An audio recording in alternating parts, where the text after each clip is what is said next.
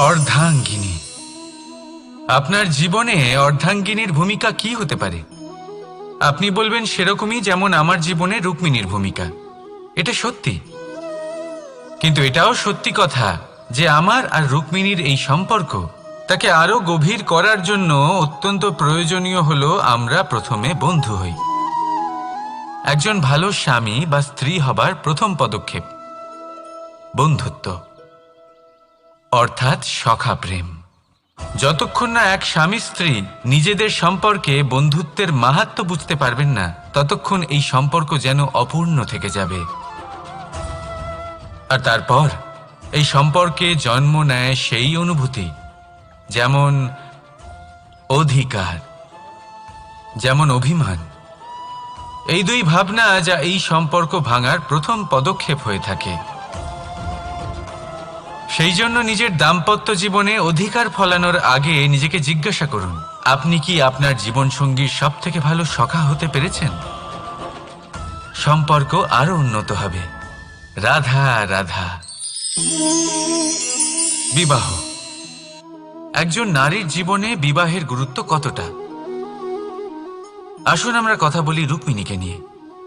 একজন নারী যিনি পবিত্র মানসিকতা নিয়ে কাউকে ভালোবেসেছেন, তাকে বিয়ে করতে চেয়েছেন। এবার বিয়ে মানে কাউকে পাওয়া, মানে কারোর হাত ধরে আগামী সমস্ত জীবন তার সাথে কাটিয়ে দেওয়া। এবার আমার হাত ধরে রুক্মিণী বিয়ের সুখ তো নিশ্চয়ই পেয়েছে, কিন্তু ওর এই প্রেমের যাত্রা এর অন্ত হলো না, বরং তা শুরু হলো। এবার রুক্মিণীর জীবনে সেই অধ্যায় শুরু হয়ে গেছে যেখানে ওকে সেই মানুষকে বুঝতে হবে যার হাত ধরে সমস্ত জীবন অতিবাহিত করার সিদ্ধান্ত নিয়েছে সে। এবার এরকম একটা সময় প্রত্যেকের জীবনে এসে থাকে।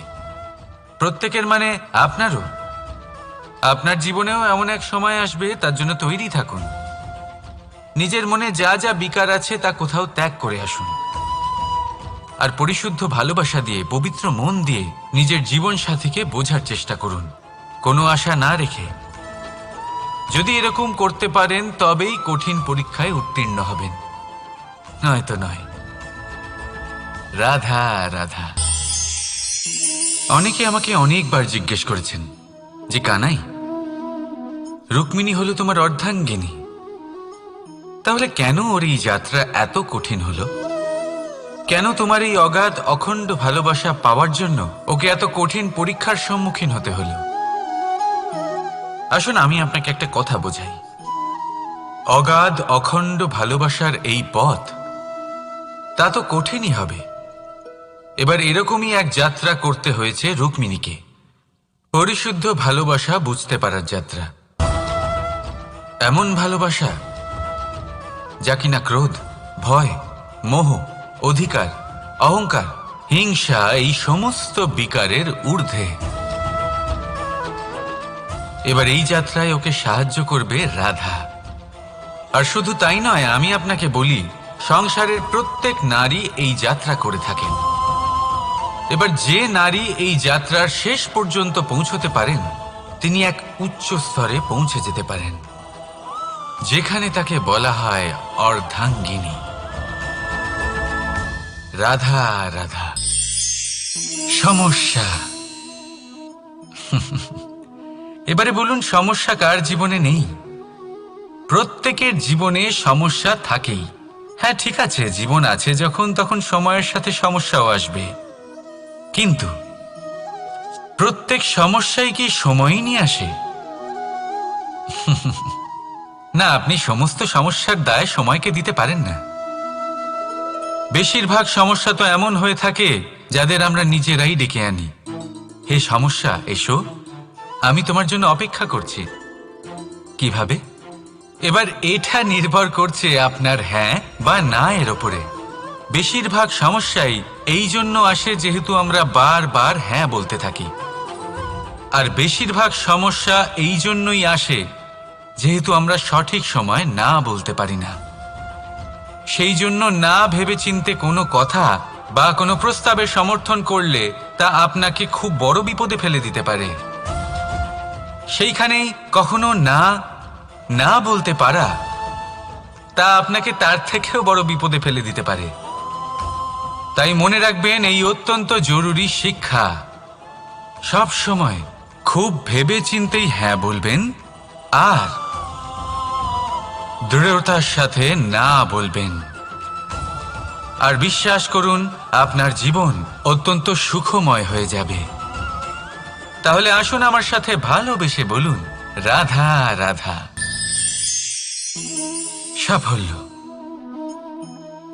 সাফল্য এই পৃথিবীতে কে না পেতে চান? প্রত্যেক মানুষ চান যেন সাফল্য নিজে এসে তার কাছে ধরা দেয়। এবার সাফল্য তাদের কাছে এসে ধরা দেয় যারা নিজের পা ধরাতলে রেখে চলেন, যারা স্বপ্নের জগতে বিচরণ না করে বাস্তবের মাটিতে পা রেখে চলেন এবং তাও দৃঢ়তার সাথে। সাফল্য তারা পান না যারা বাড়িতে বসে বসে শুধু স্বপ্ন দেখেন। সাফল্য নিজে থেকে তাদের কাছেই আসে যারা নিরন্তর চেষ্টা করেন, যারা পরিশ্রম করেন আর নিজের এই জীবনকে অন্যের কাছে সফল করে দেখান। তাহলে সিদ্ধান্ত হলো আপনার। সফল সবাই হতে চান, স্বপ্ন সবাই সার্থক করতে চান। স্বপ্ন তখনই সার্থক হয় যখন পরিশ্রম করবেন, আর সাফল্য তখনই আপনার সাথে থাকবে যতক্ষণ আপনি বিনম্র থাকবেন। তাহলে আসুন আমার সাথে ভালোবেসে বলুন, রাধা রাধা। এই পুষ্প দেখতে পাচ্ছেন আপনি? কি সুন্দর এই পুষ্প। সবাই চায় এরকম কোনো এক পুষ্প সে নিজের করে নেবে, নিজের কাছে রাখবে। এবার ভাবুন, এই পুষ্প যে সম্মান পায় তা কিসের জন্য পায়? শুধু কি তাকে সুন্দর দেখতে বলে? আসুন আপনাকে একটা কথা বোঝাই। এই ফুল যখন গাছে থাকে তখন এই রূপ আমাদের আকর্ষণ করে। এই ফুল দিয়ে যদি আপনি মালা বানান, কোনো মূর্তিতে দেন, তাহলে তা সম্মানের নিদর্শন হয়। এবার এই ফুলই যদি আপনি বিছানাতে ছড়িয়ে দেন, তাহলে সেই দৃশ্য দেখে সেই সুবাসে আপনার মন পুলকিত হয়ে ওঠে। কিন্তু ভাবুন, এই পুষ্পই যদি আপনি চিতায় সাজান, তাহলে এই পুষ্পকে আর কেউ সম্মান করে না। একই রকম কথা, সেই একই পুষ্প এক পরিস্থিতিতে সম্মান পাচ্ছে, এক পরিস্থিতিতে নয়। কেন? কারণ এতেই লুকিয়ে রয়েছে একটা গুরুত্বপূর্ণ শিক্ষা। এর সারমর্ম হলো এটাই যে এই সম্মান ব্যক্তি বা বস্তুকে করা হয় না, সম্মান করা হয় সময় এবং পরিস্থিতিকে। এবার এই যে সময়, তা কখনোই আমাদের বশে থাকে না। আমাদের বশে থাকে পরিস্থিতি। আমাদের পরিস্থিতি কেমন হবে তার সিদ্ধান্ত স্বয়ং আমরাই নিই। আর যেরকম আমাদের পরিস্থিতি হবে সেরকমই আমাদের সম্মান করা হবে। তাহলে আসুন আমার সাথে ভালোবেসে বলুন, রাধা রাধা। আপনি কখনো কোনো ঝর্ণার ধারে বসে থাকুন আর সেই ধ্বনি শুনতে থাকুন। আহা হা হা, সেই ধ্বনি মনকে শান্ত করে দেয়, আমাদের মধ্যে এক আনন্দের সঞ্চার করে। একেই আমি বলি নৈসর্গিক সঙ্গীত। কখনো ভেবে দেখেছেন এই সঙ্গীত উৎপন্ন করার জন্য জলকে কত পরিশ্রম করতে হয়, কি না করতে হয়? ভেবে দেখুন, সেই জল কোথা কোথা থেকে পড়েছে, কত কত পাথরের সাথে ধাক্কা খেয়েছে, কত তীক্ষ্ণ পাথরের সাথে সম্মুখীন হয়েছে, তাকে কিভাবে পার করেছে, নিজের শরীরের সাথে লেগে থাকা সেই পাথরের সাথে কিভাবে সংঘর্ষ করেছে, কিভাবে সামনে এগিয়েছে। ভাবুন, এই সব কিছু হওয়ার পরেই সেই সঙ্গীত উৎপন্ন হয়েছে। এই ঝর্ণার এই মধুর সঙ্গীত কখনো আপনার কান পর্যন্ত পৌঁছতই না যদি সেই জলের বিরোধিতা করার জন্য সেই পাথর না থাকত। এর সারমর্ম কি হতে পারে?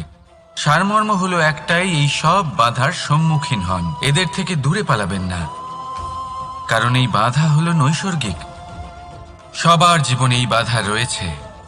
তার সম্মুখীন হন, জীবনের সামনে এগোন। আর আপনিও নিজের ভেতর থেকে সৃষ্টি করুন এই নৈসর্গিক সঙ্গীত, আর এই সংসারে ছড়িয়ে দিন শান্তি আর প্রসন্নতা। রাধা রাধা। সংসারে নিয়তি অনেক কিছু নির্ধারণ করে, যেমন প্রত্যেকটি জিনিসের সীমারেখা। শরীরের মধ্যে থাকা জল, তার মাত্রাও এই নিয়তি নির্ধারিত করে রেখেছে। কি করে? দেখুন, যদি সঠিক সময়ে আপনি পরিশ্রম করে নিজের ঘাম না ঝরান, তাহলে কিছু সময় পরে আপনার চোখের জল অবশ্যই ঝরবে। কারণ সবকিছু যদি ভাগ্যের জোরে পেয়ে যাওয়া যায়, তাকে কর্মের দ্বারা সামলে রাখতে হয়। যদি পরিশ্রম করতে থাকেন, তাহলে যা পেয়েছেন তা সামলে রাখতে পারবেন, আর যা যা আপনি পেতে চান তা অবশ্যই পাবেন। কিন্তু যদি পরিশ্রমের থেকে দূরে থাকেন, তাহলে যা পেয়েছেন তা তো হারিয়ে ফেলবেনই, আর যা পেতে চান তার তো কোনো প্রশ্নই ওঠে না, আর বয়ে যাবে শুধুমাত্র অশ্রু। এবার সিদ্ধান্ত আপনার। কি ঝরাতে চাইবেন আপনি? ঘাম নাকি অশ্রু? রাধা রাধা। এই জীবনে মানুষ শুধু তিনটি জিনিসের পেছনে ছোটে: ছায়া অর্থাৎ সঙ্গী সম্মান, কায়া অর্থাৎ সুন্দর বলিষ্ঠ শরীর, আর তৃতীয় হল মায়া অর্থাৎ ঐশ্বর্য। এবার অবাক করার মতো বিষয় হলো, সময় এলে পরে এই তিনটি বস্তুই সবার আগে আপনাকে ত্যাগ করে। অন্ধকারে ছায়া আপনাকে ত্যাগ করে, বার্ধক্যে কায়া আপনাকে ত্যাগ করে, আর অন্তিম সময়ে মায়াও আপনাকে ত্যাগ করে। এগুলো কিছুই কাজে আসে না যার পেছনে আপনি সারা জীবন দৌড়েই যাচ্ছিলেন। যদি কিছু কাজে লাগে, তা হলো আপনার প্রেমপূর্ণ ব্যবহার যা আপনি সংসারকে দিয়েছেন। এ হলো সেই প্রেম যা অন্ধকারে প্রদীপ হয়ে আপনাকে আলো দেবে। এ হলো সেই প্রেম যা বার্ধক্যে হাত রূপে আপনাকে শক্তি দেবে, সহায়তা করবে। আর যখন আপনার কাছে অর্থ থাকবে না, তখন এই প্রেমই আপনাকে সামর্থ্য যোগাবে। জীবনে যদি কিছু উপার্জন করতে চান, তাহলে শুধু প্রেম উপার্জন করুন। যদি আপনিও আমার মতো দূরের কথা ভাবতে চান, তাহলে শুধুমাত্র প্রেম উপার্জন করুন। আর এখন এই প্রেম ভাব নিয়েই বলুন, রাধা রাধা। কখনো প্রদীপ জ্বালাতে গিয়ে আপনার হাত পুড়ে গেছে? একবার মনে করে দেখুন সেই অনুভূতি। এক্ষুনি মনের মধ্যে যন্ত্রণার এক অনুভূতি বয়ে যাবে। কখনো হাঁটতে হাঁটতে পায়ে কাঁটা ফুটে গেছে? মনে করুন, এক্ষুনি মনের মধ্যে যন্ত্রণার এক অনুভূতি বয়ে যাবে। এরকম কেন হয়ে থাকে? কষ্ট তো শুধু তখন হয়েছিল, কিন্তু যদি আজ মনে করেন, তাহলে সেই যন্ত্রণা আপনার মনে মাথায় থেকেই যায়। এরকম কেন হয়ে থাকে যে জীবনে যখনই আমরা যন্ত্রণার অনুভব করি, তারপর আমরা সেই যন্ত্রণা নিজের সাথে বহন করে নিয়ে চলি? কারণ হলো একটাই, চিন্তা। কোনো যন্ত্রণাই এতটা কষ্ট আমাদের দেয় না যতটা কষ্ট এই চিন্তা দেয়। তাহলে এই চিন্তা ত্যাগ করুন, আর ভাবুন যে কিভাবে নিজেকে সব সময় আনন্দে রাখা যায়। আর অতীতকাল এবং ভবিষ্যতের চিন্তা ছেড়ে দিন, এই বিষয়ে ভাবাই ছেড়ে দিন। শুধুমাত্র এটা ভেবে নিন যে আজ আমায় নিজেকে আনন্দে রাখতে হবে, যে করেই হোক। এটা করা শুরু করে দিন। তারপর আপনি দেখবেন আপনার কাল, পরশু, পরের সপ্তাহ, সমস্ত মাস, সমস্ত বছর, পরের বছর, সম্পূর্ণ জীবন আপনি শুধুমাত্র প্রসন্নতাই পাবেন। এবার আসুন এই প্রসন্নতার সাথেই বলুন, রাধা রাধা। কখনো ভেবে দেখেছেন আমরা জিহ্বার সাথে সাথে কান কেন পেয়েছি? এবার আপনি বলবেন, এ তো সহজ কথা, যাতে আমরা কথা বলার সাথে সাথে শুনতেও শিখি। এবারের আরো একটা গুরুত্ব আছে। আগে আমাকে বলুন, নিজের প্রশংসা শুনতে কার না ভালো লাগে? সবারই ভালো লাগে। এটাই হলো মূল কথা। যদি এই কান দিয়ে আপনি নিজের প্রশংসা শুনতে চান, তাহলে সর্বপ্রথম এই জিহ্বা দিয়ে অন্যের প্রশংসা করতে শিখুন। এবার প্রশংসার বিষয়ে একটা অত্যন্ত গুরুত্বপূর্ণ কথা আপনাদের বলি। কখনো যদি কারোর প্রশংসা আপনি করেন তাহলে সবার আগে সেই ব্যক্তির উৎসাহ বেড়ে যায়, আর তারপর নিজে যদি ভেবে দেখেন তাহলে নিজের মনেও সন্তুষ্টি আর প্রশান্তি চলে আসে। আর একবার যদি এই মন প্রশান্তিতে ভরে যায়, তারপরে কেউ প্রশংসা করুক বা না করুক কিচ্ছু যায় আসে না। সেই জন্য সবসময় অন্যের সম্মান করবেন, স্নেহ করবেন, প্রশংসা করবেন, সুখ ভাগ করে নেবেন। যার মধ্যে যেটা ভালো আছে তা বলুন, তাকে মনে করান তিনিও ভালো, তার উৎসাহ বাড়িয়ে তুলুন। তিনি জীবনে সামনে এগোবেন, আর এই ব্রহ্মাণ্ড আপনাকে কখনো পিছিয়ে থাকতে দেবে না। রাধা রাধা। সত্য এবং অসত্য দুটোর মধ্যে পার্থক্য কি আছে? পার্থক্য হলো অ অক্ষরটার। এবার অ দিয়ে হতে পারে আরম্ভ, অ দিয়ে হতে পারে অন্ত।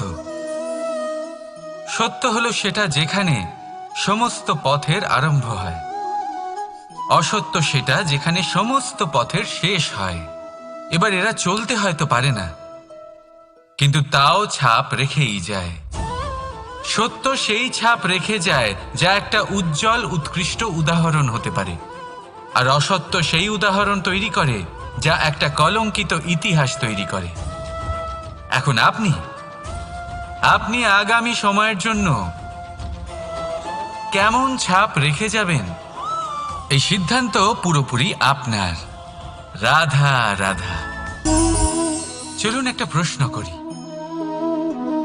কোনো মানুষকে জিজ্ঞাসা করবেন যে সে মূর্খ, অলস, বিবেকহীন, অসফল এইসব বিশেষণ দিয়ে নিজেকে পরিচিত করতে চাইবে? না। কাউকে জিজ্ঞাসা করুন আপনি কি মূর্খ? না। আপনি কি অসফল হয়েছেন? না। আপনি কি বিবেকহীন? না।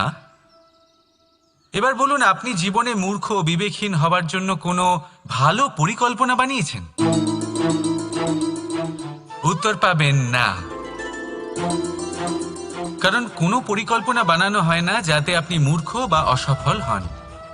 মানুষ মূর্খ বা অসফল তখন হন যখন কোনো পরিকল্পনাই থাকে না। দেখুন, একটাই ছোট জীবন, তাকে স্থির করুন যাতে অনেক বেশি সংখ্যক মানুষকে আপনি জুড়ে রাখতে পারেন, অনেক বেশি শান্তি পেতে পারেন, অধিকতর সাফল্য লাভ করতে পারেন, বেশিরভাগ মানুষের পথপ্রদর্শক হয়ে তাদের মঙ্গল করতে পারেন। অসফল হয়ে বাড়িতে বসে থাকার চেয়ে ভালো হলো যে আপনি একটা পরিকল্পনা করে অসফল হন, কারণ তখন আপনার কাছে আরও একটা বিকল্প থাকবে, একটা নতুন পরিকল্পনা বানানোর, তাকে সার্থক করার। কারণ এমন কোনো পরিকল্পনা তো অবশ্যই থাকবে যা আপনাকে আপনার লক্ষ্যে পৌঁছে দেবে, তাই তো? রাধা রাধা। সূর্য কারোর জন্য হলেন শক্তিদাতা ঈশ্বর, আবার কোনো প্যাঁচার জন্য হলো চোখ বন্ধ করে দেওয়ার মতো তীব্র আলো। নদী কারোর জন্য হলো তৃষ্ণা মেটানোর স্রোত, আবার কারোর জন্য বন্যারূপী বিনাশকারী আশঙ্কা। সাগর কারোর জন্য হলো নোনা জলের ভাণ্ডার, আবার কারোর জন্য অগন্তি প্রাণী জগতের সম্ভার। প্রশ্ন হলো প্রত্যেক ব্যক্তির জন্য প্রত্যেক অনুভূতি বা বস্তুর সারমর্ম আলাদা কেন হয়ে থাকে? যা কারোর জন্য হলো বিষ তা অন্য কারোর জন্য অমৃত কেন? যা কারোর জন্য অমৃত তা অন্যের জন্য বিষ কেন? উত্তর বড়ই সোজা। আমরা বস্তু বা অনুভূতিগুলিকে সেভাবে দেখি না যেরকম তা হয়ে থাকে। আমরা বস্তু বা অনুভূতিকে সেভাবে দেখি যেরকম আমরা হয়ে থাকি। এবারের উপায় কি হতে পারে? নিজেকে পরিশুদ্ধ করুন, সব কিছুই শুদ্ধ হবে। রাধা রাধা। প্রেম, ঘৃণা, এই দুই হলো একই শব্দ। কিভাবে? দেখুন না, দুটোতেই আড়াই অক্ষর রয়েছে। দুটোই হলো সেই অনুভূতি যা আমাদের মনের সাথে জড়িত, আর এই দুই অনুভূতির সাথেই জড়িত মানুষ আমাদের জন্য গুরুত্বপূর্ণ। পার্থক্য শুধু এটাই যে প্রেম পায় সম্মান আর ঘৃণাকে করা হয় অবজ্ঞা। এরকম কেন? কারণ প্রেম হলো সেই অনুভূতি যেখানে মানুষ সব কিছু দিয়ে দিতে চায়, সব কিছু লুটিয়ে দিতে চায়। সেখানে ঘৃণা হলো এমন অনুভূতি যেখানে মানুষ সব কিছু কেড়ে নিতে চায়, সব কিছু জিতে নিতে চায়। তাও প্রেমের অনুভূতি কখনো আপনাকে হারতে দেয় না, আর ঘৃণার অনুভূতি কখনো আপনাকে জিততে দেয় না। এবার কি করবেন আপনি? একটাই জীবন, ঘৃণার সাথে বাঁচবেন নাকি প্রেমের সাথে? আমি তো প্রেমকেই চয়ন করব। রাধা রাধা।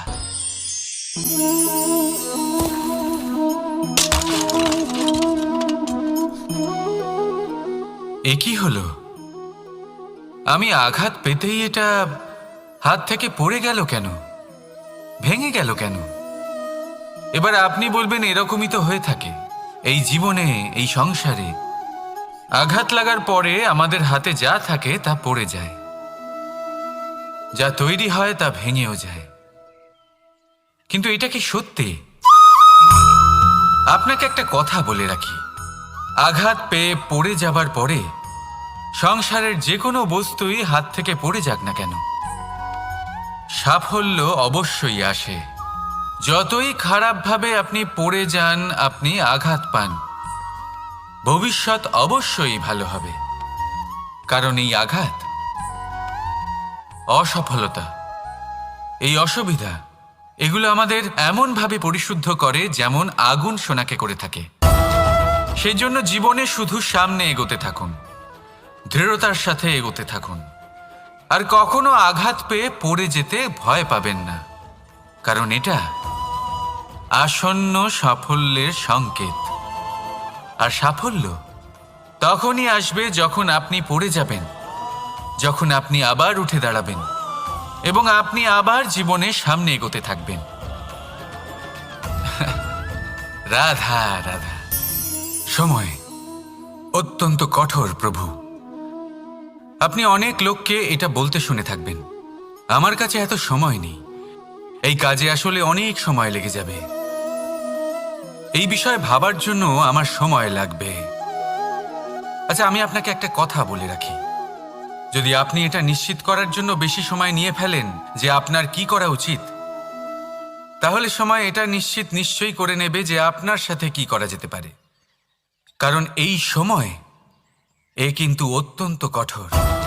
যতক্ষণ আপনার সাথে রয়েছে এর সমাদর করতে শিখুন, এর সম্মান করতে শিখুন, এর সদ্ব্যবহার করতে শিখুন। যদি এরকম না করেন তাহলে এই সময়ের নিজেকে আর আপনাকে বদলাতে অধিক সময় লাগবে না। তাহলে আসুন, এবার সময় এসে গেছে ভালোবেসে বলার রাধা রাধা। এই পাথর দেখছেন আপনি, নদীর তলদেশে পাওয়া যায়। প্রয়াস করতে থাকে যাতে নদীর জল প্রবাহকে আটকাতে পারে। আটকাতে কি পারে? কখনোই নয়, বরং তার ধারালো কোণাগুলো মসৃণ হয়ে যায়। এবার এ থেকে কি শিক্ষা পাওয়া যায়? এর থেকে এটাই শিক্ষা পাওয়া যায় যে ব্যক্তি দৃঢ়তার সাথে জীবনে শুধু আগে এগোতে থাকেন না থেমে, তিনি না শুধু নিজের লক্ষ্য প্রাপ্তি করতে পারেন, বরং নিজের পথের সমস্ত বাধার অস্তিত্বই পাল্টে দিতে পারেন। তাহলে আপনি কি হতে চাইবেন? সেই ব্যক্তি যিনি নিজের বাধাকে দূরে ঠেলে আগে এগোতে পারেন, নাকি সেই ব্যক্তি যিনি অন্য কারোর পথে বাধা হয়ে থেকে তার নিজের অস্তিত্বই হারিয়ে ফেলেন? সিদ্ধান্ত হলো আপনার। রাধা রাধা।